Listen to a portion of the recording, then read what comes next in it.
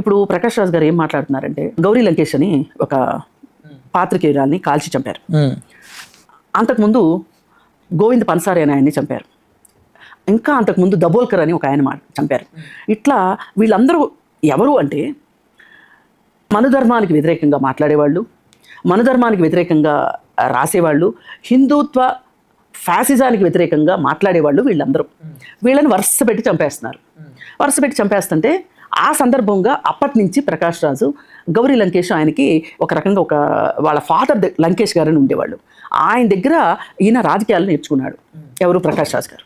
లంకేష్ గారు ఎంత గొప్ప ఆయనంటే ఆయన ఎవరి దగ్గర అడ్వర్టైజ్మెంట్లు తీసుకోకుండా పేపర్ నడిపేవాడు. మీకు ఎంతో కొంత నాలెడ్జ్ ఉంటే మీకు తెలుస్తుంది, ఒక అడ్వర్టైజ్మెంట్ తీసుకోకుండా ఒక పేపర్ నడపడం అనేది అంత ఈజీ కాదు. ఆయన దానికి ఏం చెప్పేవాళ్ళు అంటే లంకేష్ గారు, మనం ఎవరి దగ్గర అడ్వర్టైజ్మెంట్ తీసుకుంటే కనుక ఆ తప్పుడు అడ్వర్టైజ్మెంట్ని మనం వేస్తే మనం లొంగిపోయినట్లు అవుతుంది.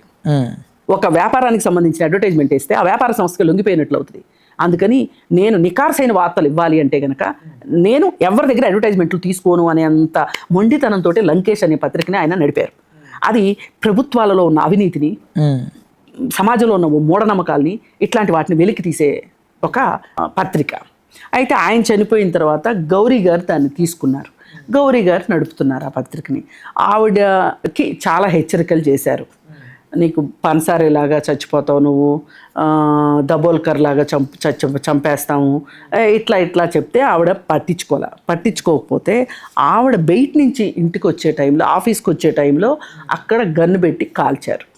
అయితే తేలింది ఏంటి అంటే ఈ ఈ ఈ ఈ హత్యలు అన్నిట్లో ఉన్న ఎవరైతే ఉన్నారో నేరస్తులు అందరూ ఒకళ్ళే.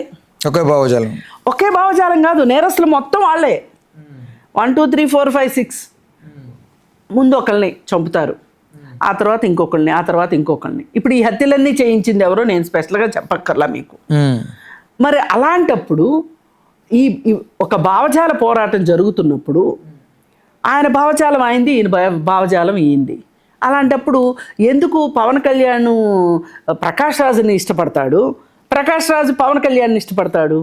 కాకపోతే ఇక్కడ జస్టిఫికేషన్ ఏంటి అంటే పవన్ కళ్యాణ్ తన భావజాలాన్ని మార్చుకున్నాడు. ఒకవేళ మార్చుకోకుండా అదే పద్ధతిలో ఉండుంటే గనక, నేను సనాతని అని ప్రకటించకుండా ఉండున్నట్లయితే గనక ఆయన్ని ప్రకాష్ రాజు వ్యతిరేకించి ఉండేవాడు కాదు.